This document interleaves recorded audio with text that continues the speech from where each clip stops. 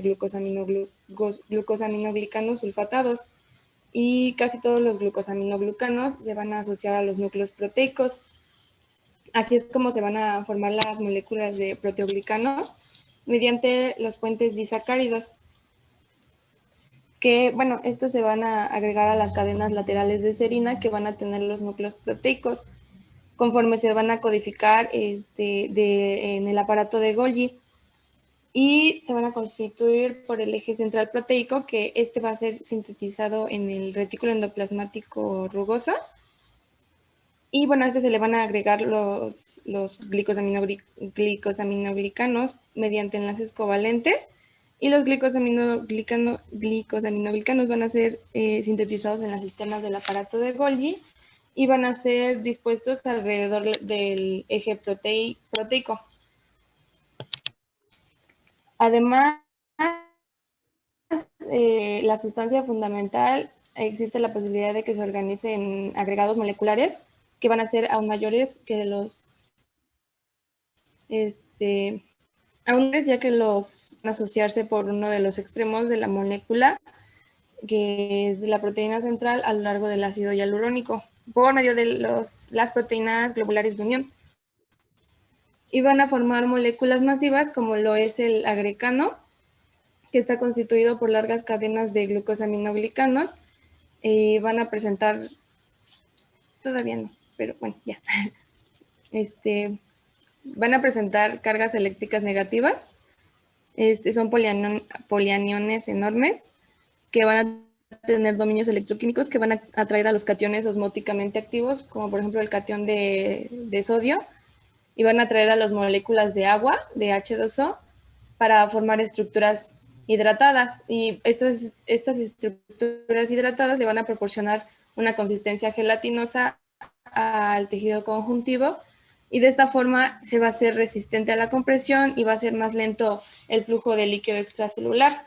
Y el que se reduzca el flujo va a permitir que haya tiempo para el intercambio de materiales por las células, y va a retrasar la diseminación de los microorganismos invasores, y también va a retrasar el desplazamiento de ciertas células, como por ejemplo las células cancerosas. Se forma la posibilidad de que se estabilice la estructura de la sustancia fundamental y va a poder adoptar una consistencia de un gel que va a ser relativamente fluido, como lo es el caso de los tejidos conjuntivos laxos, o también se puede generar un gel prácticamente sólido, como es el caso del cartílago hialino. Y al integrar a la membrana basal se van a formar poros que van a tener tamaños específicos, y por esto van a actuar como filtros selectivos para que ocurra el pasaje de macromoléculas. Y bueno, el líquido que los rodea va a constituir el líquido tisular, y a través de ello, va a fluir los metabolitos, y también se van a difundir gases respiratorios. Por ejemplo, hay bacterias como el Staphylococcus aureus que van a producir y liberar hialuronidasa, que es una enzima que va a fragmentar al hialuronano, que es un componente de la matriz extracelular. Lo va a fragmentar en moléculas más pequeñas y va a producir la transformación del estado gelatinoso de la matriz a un estado más líquido, y esto va a hacer que se produzca o sea más fácil la diseminación de los microorganismos a través del tejido conjuntivo. Ahora sí, la que sigue, por favor.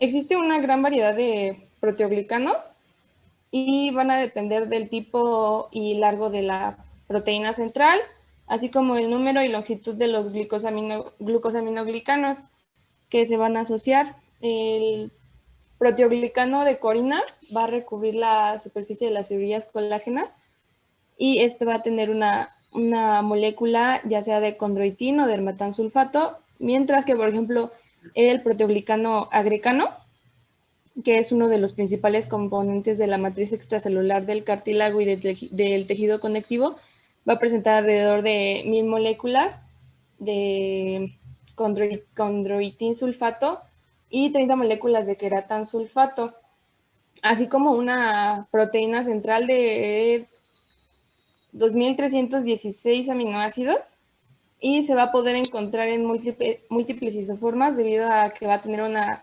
alternancia en sus uniones. Y recibe el nombre de agrecano porque tiene una gran propiedad de agregación. Y su peso molecular va a ser de 2500 kilodaltons aproximadamente. También tenemos al sindecano, que es un proteoglicano que se va a localizar en la membrana plasmática y va a funcionar como receptor de superficie en la regulación de transducción de señales y va a depender de la adhesión durante el crecimiento celular, va a funcionar en la adhesión celular, en la migración y la organización del citoesqueleto. Y a través de la unión a la matriz extracelular y los ligandos solubles.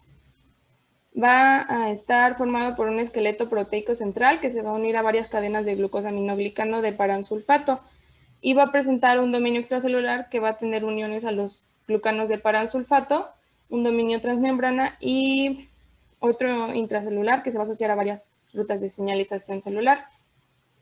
Las porciones extracelulares se van a unir a los componentes macromoleculares de lo que es la matriz conjuntiva y su función va a ser la regulación de transducción de señales que van a activar a los procesos celulares de lo que es la adhesión, la migración, el crecimiento y la organización del citoesqueleto. Y no solo van a actuar como receptores de membranas, sino también al interactuar con otras moléculas de adhesión van a cambiar su afinidad de unión a los ligandos y por ello van a modular las vías de señalización distintas, pero que van a estar sobrepuestas.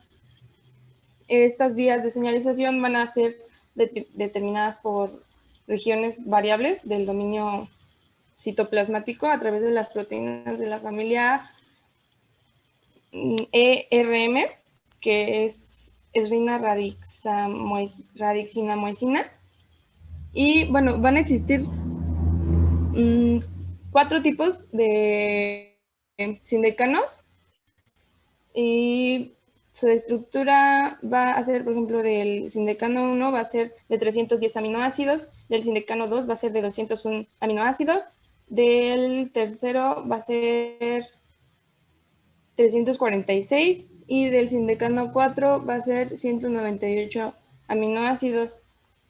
Y bueno, el sindecano 1 también va a ser llamado CD138 y también va a tener importancia en la medicina, ya que se expresa en células malignas del mieloma múltiple.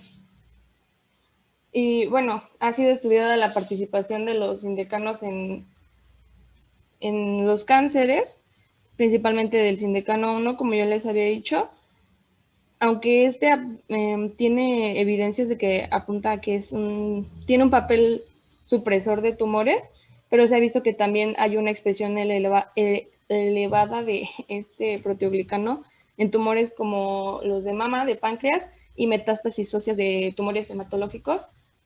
Y bueno, el sindecano se va a encontrar altamente expresado en la cara basolateral de las células epiteliales y a través de su dominio citoplasmático va a interactuar con el citoesqueleto de actina y va a modular la adhesión celular y la señalización de factores de crecimiento.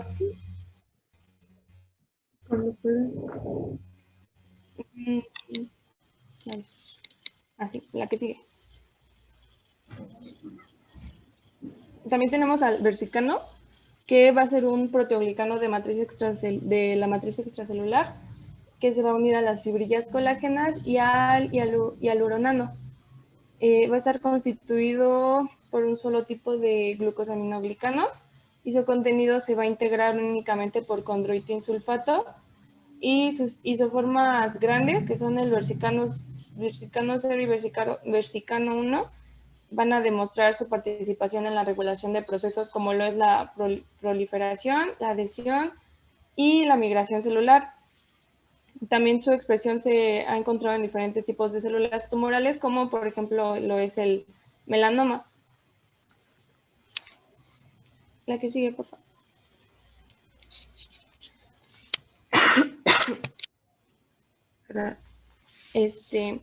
Ahora vamos con lo que es el líquido tisular.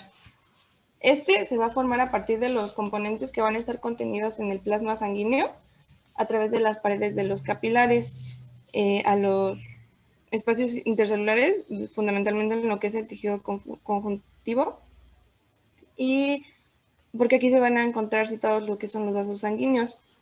Va a estar constituido por agua, iones y moléculas pequeñas, en donde se van a incluir ciertas proteínas de bajo peso molecular, pero no se van a incluir, ya que estas son retenidas por la pared de los capilares.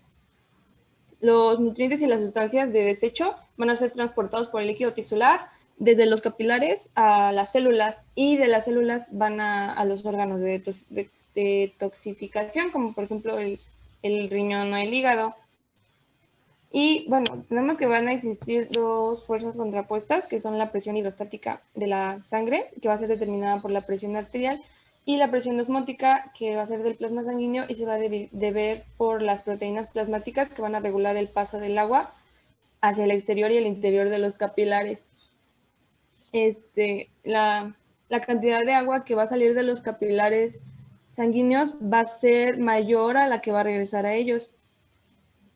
Y bueno, esta agua va a ser drenada por los capilares linfáticos y va a pasar nuevamente a la sangre en los sitios donde hay circulación linfática y se une con la sanguínea. Los coloides de la sangre, como no van a atravesar la pared, a excepción de algunas pequeñas cantidades, va a ocasionar la diferenciación de la presión osmótica en relación con la sangre y el va a tener mayor presión osmótica, y al tratar de extraer el líquido tisular del tejido conjuntivo, se va a efectuar en los extremos venosos de los capilares. En los extremos arteriales, la presión hidrostática que va a estar dentro del capilar va a ser causada por el impulso del corazón, y que la diferencia entre la presión osmótica de la sangre y el líquido va a ver. Ya me quedé. Va de nuevo. Va a haber, a ver, no empiezo otra vez porque ya me otra vez. En los extremos arteriales, la presión hidrostática dentro del capilar, va a ser causada por el impulso del corazón, va a ser mayor que la que ocurre en la presión osmótica de la sangre y el líquido tisular. Por lo que junto con el agua van a pasar los gases y los cristaloides a través de la pared capilar hacia la sustancia intercelular del tejido conjuntivo. Y así se va a constituir lo que es el líquido tisular. La presión hidrostática en el extremo venoso va a ser menor y va a disminuir gradualmente a lo largo del asa del capilar. Además, la presión osmótica que es producida por los coloides va a contribuir al reingreso del líquido tisular hacia el interior de los capilares, y por tanto se concluye que el líquido tisular se forma en el extremo arterial del capilar y va a ser reabsorbido en lo que son los extremos venosos. El líquido tisular va a ser el medio en el cual las células van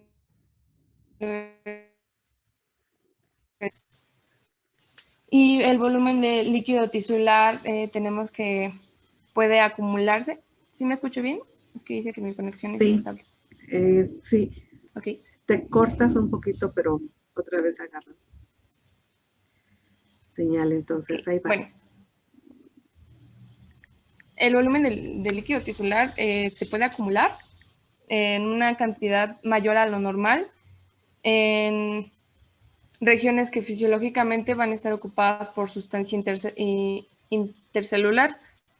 Este fenómeno se va a observar frecuentemente en la clínica y, como ya saben, es lo que se le denomina edema.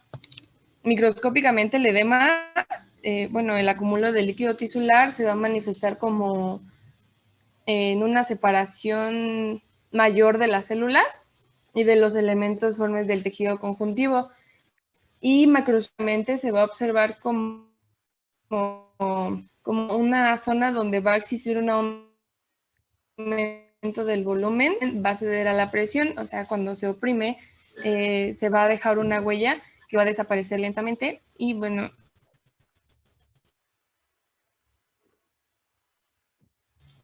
básicas del edema son la obstrucción o dificultad del retorno de la sangre venosa y esto va a provocar un aumento de la presión hidrostática, como puede ocurrir en lo que es la insuficiencia cardíaca. También hay obstrucción, bueno, puede ser causada por obstrucción linfática, que va a provocar disminución en el drenaje del líquido tisular y por ello va a ocurrir un acúmulo de proteínas que va a incrementar a la presión osmótica en este líquido y esto va a favorecer más al edema, como, bueno, esto puede ocurrir en ciertas parasitosis y en el cáncer. Y por último tenemos que el aumento de la permeabilidad del capilar puede provocar la salida del plasma en mayor o menor intensidad, como esto va a ocurrir en lo que son las quemaduras, los accidentes y las reacciones alérgicas. Y bueno, por mi parte es todo, los dejo con mi compañero Miguel. Bueno, ahora yo les voy a hablar sobre las glucoproteínas. Bueno, para empezar, ¿qué son las glucoproteínas? Pues van a ser un grupo pequeño, pero importante de proteínas que están en la matriz extracelular. Estas van a ser moléculas de dominios y funciones múltiples que desempeñan un papel importante en la estabilización de la propia matriz extracelular y en su vinculación con la superficie celular. Vamos a encontrar que estas glucoproteínas poseen sitios de fijación para una gran variedad de moléculas de la matriz, como los colágenos, los proteoglucanos y los GAG, que ya les explicaron anteriormente. Estos también interaccionan con receptores de la superficie celular, como integrinas y receptores de lamininas. Estas integrinas ya las pudimos ver el semestre pasado en Inmuno. Bueno, ya vimos qué son. ¿Para qué funcionan?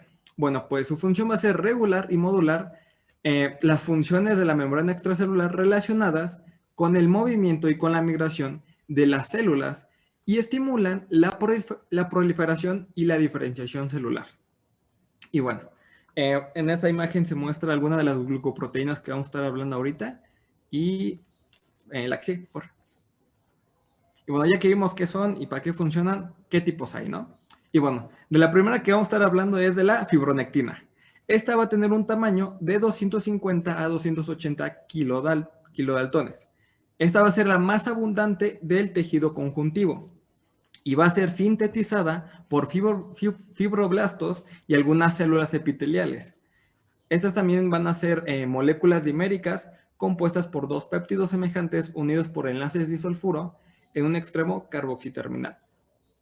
Estas van a contener varios dominios de fijación que interaccionan con diferentes moléculas de la MEC, como son el heparansulfato, el colágeno de tipo 1, 2 y 3, al igual que las integrinas, que estas ya habíamos dicho que se encuentran en la superficie celular.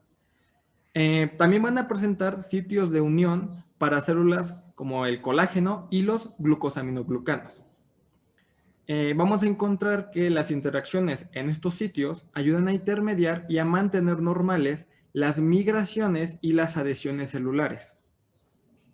La unión a un receptor de la superficie celular va a activar a la fibronectina, la cual luego se arma en fibrillas, que estas fibrillas van a dar un sostén celular y la capacidad contráctil y de transporte intracelular.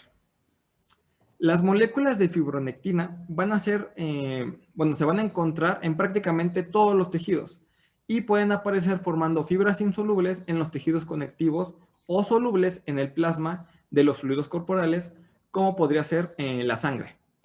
Van a tener un papel muy importante durante el desarrollo embrionario, ya que van a crear sendas por las que se pueden migrar las células de un lugar a otro del embrión. Y también podemos encontrar que la fibronectina es abundante en tejidos en procesos de remodelación. Y bueno, en la diapositiva les puse una imagen de cómo es esta fibronectina y podemos ver su estructura química. La que sigue, por favor. Ok, ahora vamos con la laminina. Esta va a tener un tamaño de 140 a 400 kilodaltones. Esta laminina se va a encontrar en las láminas basales y en las láminas externas. Va a poseer sitios de unión para moléculas de colágeno de tipo 4, heparansulfato, heparina, entactina y el receptor de laminina, el cual se encuentra en la superficie celular. Esta laminina va a participar en la adhesión de las células epiteliales a su lámina basal y su estructura proteica va a estar formada por 3 cadenas de aminoácidos altamente glucosiladas unidas por puentes disulfuro igualmente. Vamos a encontrar que estas cadenas son la cadena alfa, la cadena beta y la cadena gamma, que son las que se pueden observar en la imagen. También vamos a encontrar que existen 5 tipos de cadena alfa, 3 tipos de cadena beta y 3 tipos de cadena gamma, las cuales se van a combinar entre sí para formar diferentes tipos de láminas. La laminina va a ser sintetizada por células epiteliales, musculares, neuronas y células de la médula ósea. Vamos a encontrar que en el epitelio y en las células musculares van a depositar la laminina principalmente en las láminas basales, que las separan del tejido conectivo. Aparte de su función estructural, como ya la mencioné, las lamininas afectan a la diferenciación y comportamiento celular gracias a que son reconocidas por las integrinas. Por ello, defectos en las lamininas suelen llevar pues, a algunas enfermedades o procesos patológicos, como por ejemplo la distrofia muscular congénita, que es una enfermedad asociada a la subunidad alfa 2 de la laminina. Y bueno, también van a ser las primeras glucoproteínas de la matriz extracelular que aparecen en el embrión. Y la que sigue, por favor. Ok, ahora hablemos de la vitronectina. Esta va a tener un peso un tamaño de 75 kilodaltones. Va a ser una glucoproteína de la familia de la hemopexina, que se encuentra abundantemente en el suero, en la matriz extracelular y en el propio hueso. Va a estar formada por 459 residuos de aminoácidos y va a ser codificada por el gen BTN. Esta vitronectina sirve para regular la proteólisis iniciada por la activación del plasminógeno. El plasminógeno es una enzima la cual se encarga de degradar muchas proteínas que se encuentran en el plasma sanguíneo. Y también esta vitronectina va a ser un componente de las plaquetas y se va a ver involucrada en la hemostasia. Ahora, la atenacina. La atenacina tiene un tamaño de 280 kilodaltones. Esta va a aparecer durante la embriogénesis y su síntesis va a ser inactivada por tejidos musculares. Sin embargo, esta va a reaparecer durante la curación de las heridas y también se encuentra en las uniones músculo-tendinosas. Va a ser una molécula multimérica vinculada igualmente por enlaces disulfuro que consiste en 6 cadenas unidas por sus extremos aminoterminales. Como lo podemos ver en la imagen, es como una estrellita. Y bueno, esta va a tener sitios de fijación para fibrinógeno, heparina y factores de crecimiento similares a EGF. Y esta va a participar en la adhesión de las células a la membrana extracelular. Ahora, vamos a encontrar que va a haber diferentes tipos de la tenacina. La tenacina C va a ser, fue la que se descubrió primero y se va a liberar a la matriz extracelular de tendones, huesos y cartílagos durante el desarrollo embrionario. Pero también puede aparecer en otros tejidos del embrión. Esta tenacina C no se expresa mucho en los tejidos adultos, pero sí cuando ocurren daños tisulares, por ejemplo, en infartos cardíacos. Otro tipo de tenacina es la tenacina R, que esta va a ser abundante en el sistema nervioso, tanto en el desarrollo embrionario como en el adulto. Y la tenacina X, la cual es abundante en el tejido conectivo y se va a expresar mucho en músculos que tienden a hacer esfuerzos, como por ejemplo en los deportistas, ¿no? Bueno, la que sigue, por favor. La última tenacina. ¿Mande? La última tenacina. ¿Cómo se llamaba? La tenacina X. Sí, que se encuentra ¿La R dónde dices que se presentaba? en el tejido conectivo y se va a expresar en músculos que tienen músculos en donde se hace mucho esfuerzo. No, la que iba antes, la R. Ah, la tenacina R en el sistema nervioso. Va, gracias. Sí. Y esta se encuentra tanto en el desarrollo embrionario como en el desarrollo del adulto. Ahora sí, hablemos de la entactina. Esta va a tener un tamaño de 150 kilodaltones. Va a ser una glucoproteína pequeña que se asocia a las moléculas de la melanina entre sí y con colágeno de tipo 4, contribuyendo a estabilizar la estructura y la asociación de las láminas raras y densas. Esta va a ser una proteína específica de la lámina basal y va a poseer sitio de unión para el perlecano y la fibronectina. Y bueno, por último, pero no menos importante, tenemos la osteopontina, la cual tiene un tamaño de 40 kilodaltones, se encuentra en la membrana extracelular del tejido óseo, de ahí su nombre, y esta se une a los osteoclastos y los adhiere a la superficie ósea subyacente. Esta desempeña un papel importante en el secuestro de calcio y en la promoción de la calcificación de la propia membrana extracelular. La que sigue. Y bueno, aquí les pongo una tabla con las glucoproteínas más importantes, traen su función, su tamaño y dónde se encuentran. Entonces, por si le quieren tomar screenshot o algo así, ahí viene ya un poco más resumido. La que sigue. Y bueno, eso sería todo por nuestra parte. Aquí están nuestras referencias. Espero que les haya gustado nuestra exposición. Y bueno, si hay dudas, no duden en preguntárnoslas. Y gracias.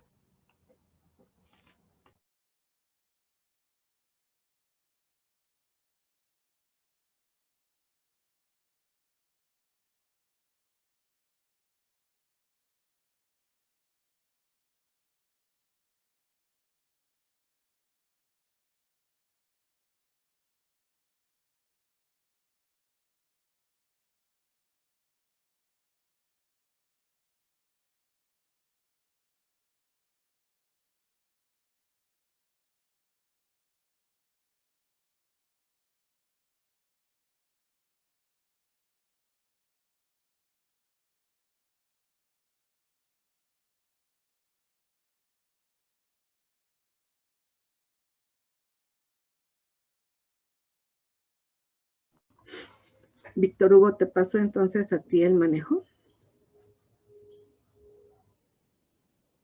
Claro. Es que no me di cuenta que tenía cerrado el micrófono.